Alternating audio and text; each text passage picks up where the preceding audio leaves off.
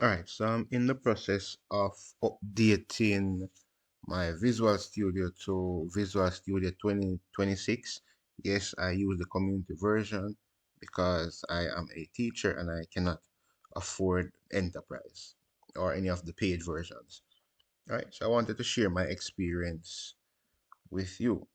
So I opened my Visual Studio installer.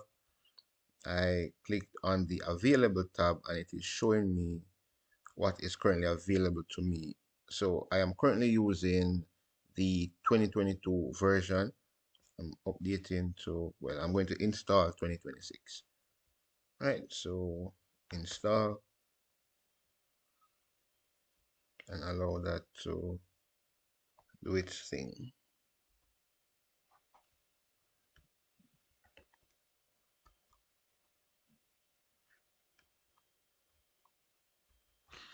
All right, so after clicking on install, I get this pop-up screen or window, if you want to call it that, and it's saying to me that I can copy my workloads, components, and settings from the previous installation, which is my 2022.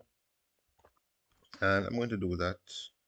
There's an option that says include components that are marked as out of support, and then include install extensions from the Visual Studio Marketplace. So I do have some extensions that I use, especially when I'm working with um, ADO.NET and databases basically, and I use the Microsoft.data.sql client um, names. So I want that to be included still. And just go ahead and click on next. Right, so things, well, getting things to me. All right, the following packages aren't available. Interesting. Alright, so these package IDs weren't found in Visual Studio 2026. They may have been renamed or removed. So that's fine. Whatever I need, I will add at a later date. So I'm just going to click on OK. So currently, I do use ASP.NET. I have Node.js installed, but I'll include it here as well. I do work with .NET for desktop, whether it's just console applications and so forth for teaching purposes. And also for teaching purposes, I work with the .NET MAUI. So that is about it. If I need to come back and get anything, I will.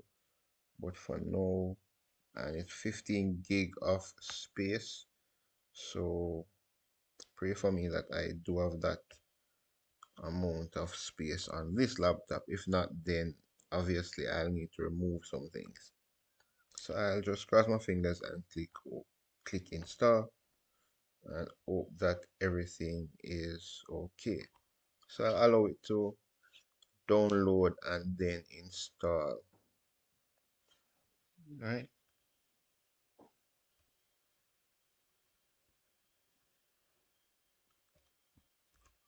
Right. So we are indeed making progress. We are above 60% downloaded and we are at 8% installation.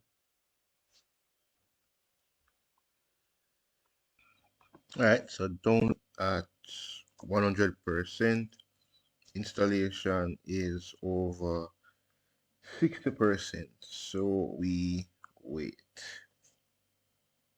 I think I might eventually end up uninstalling Visual Studio Community 2022, seeing that I may no longer need it.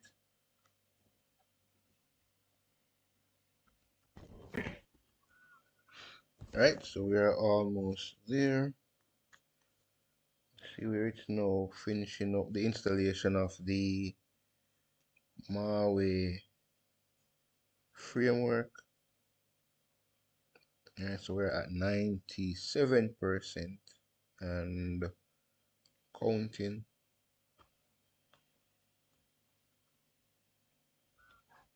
All right, and I'm going to select the option to start after we can just take a quick look and see what 2026 is looking like. All right, finishing up 99%.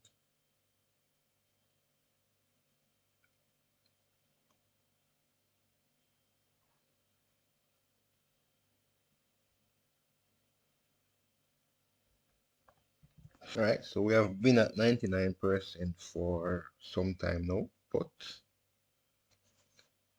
allowing it to do what it needs to do.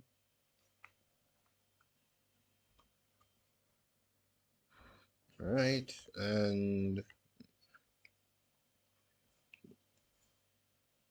installation has been completed. It's telling me to hang on a while. Well, hang on while we try to sign you in. And it says that this may take a minute. All right, so I can sign in or I can skip this and sign in later. So that's what I'll do. Do we go dark or do we go light mode? Let's go dark for now. Well, I don't think I'll change it, but I don't want to be one of those persons that think that you can only program in dark mode, right? You can program in light mode, multicolored mode if you want. So, it's up to you.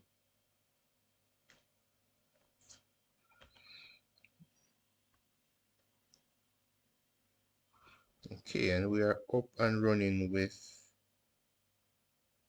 2026. So that's Visual Studio 2026.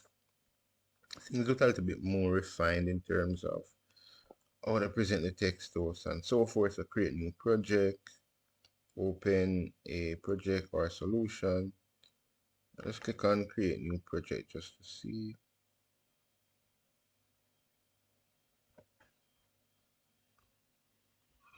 All right, and on the outside of it or the shell of it, everything seems it's just the graphics and all things are presented to us a little bit different. All right, so I guess this is it for my installation of Visual Studio 2026. I'll spend some time, playing around with it, um, building out a few sample applications just to see what the differences are. And yeah, but that is it basically.